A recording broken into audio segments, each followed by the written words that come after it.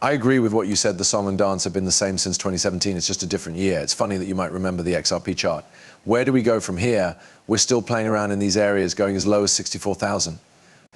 If we want to show that this isn't true, we need to go back to the charts and look at the case again from a different angle. Bitcoin must go below $60,000 to be safe. I don't believe it will happen. I don't think Bitcoin will go below $60,000. We might instead get to $64,000. Some people would say, well, we have a wick down to 56. Try your best not to close that wick. Those wicks are not important. You don't need to close tap gold to get back up. In the world of cryptocurrencies, we saw that happen when Bitcoin dropped sharply to $10,000 about 3 years ago. Please find someone who can catch that wick. It's not safe for anyone after wick was caught. On his show, we use numbers that make sense. What's going to happen after this? I'll let you know what takes place. There is still some consolidation to come, but for now, 74,000 is the most important number to keep in mind when looking at costs.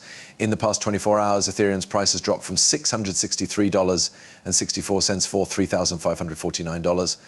Bitcoin, on the other hand, has gone up by 1.02% to hit its highest XRP peg. Also, guess what? It's only 48 cents, which is pretty small. Yes, even with all the violence, fear, and market chaos, XRP has stayed in the exact range we've been talking about on this channel for months. At least a few months. And you guys think that was crazy. This is something I remember Eric Balakchan's. Ladies and gentlemen, since this is the person who was, let me look at his picture. How far away was he? That's him, the worker for Bloomberg. Someone asked when XRP got the Delaware and BlackRock ETF files, and the person who replied said they had talked to a BlackRock official. Because that's who he is, he says update. After learning that staff members had filed mostly minor comments and issues on S1S, we are moving up the date for the launch of a spot ETF on July 2nd, not much more than telling them to come back in a week. If they get the chance to work, they work to be seen as useful and things keep going for, say, the next week or so. In about 2 weeks, there should be an Ethereum ETF available. What does this mean for the price of Ethereum? Could there be a small increase? The James King filing about the Ripple state government and their answer to Ripple's letter about Terraform Labs consent ruling. What should we think about it? Based on what the judge said, Ripple might have had to pay a $103 million fine. It doesn't matter. People are about to end this court case. I finished a movie not long ago. Brad Gollinghouse talked about that there. He said he thought this would end in the middle of Q3 or early Q4.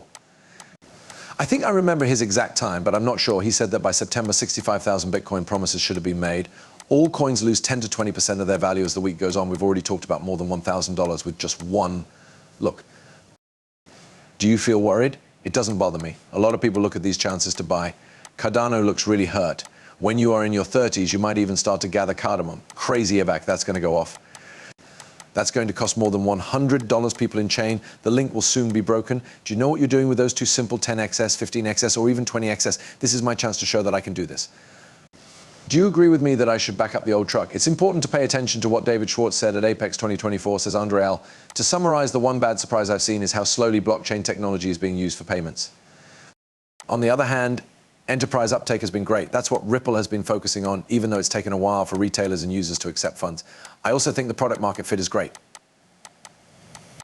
The problem is the last mile. What's wrong with the last mile since 2017? When I came into this area, I had a lot of thoughts, but what should really stand out? This is what David says now. That is, Ripple's main goal is to get businesses to use blockchain, which is a good thing for the technology. He makes it clear that there is a lot of adoption, or a lot of friends that we don't know much about. When he complained a while ago about how slowly blockchain payments have been accepted, I think he was talking about payments made in stores. It is important to remember that the CEO of Uphold recently said that some big companies are using ODL XRP. This is because Ripple is mostly about business-to-business deals. Because of NDAS rules, he couldn't name individual companies. Businesses and large companies are where the big money is, so we still want Ripple to be used by them. It is taking place, it is going down. Uphold went on to say that a lot of these companies send money around the world using on-demand liquidity, which is also known as XRP. When we think about adoption for everyone else, this is the kind of adoption we want to see. It's just as slow as you thought. That's fine. And our ads, yes, that's right, we're getting the business-to-business ads. But we need to figure out what we see. It's interesting that Ripple comes up here, and we'll move on to this. Can see that Russia uses a different unit system, so something is cooking. How does the unit work?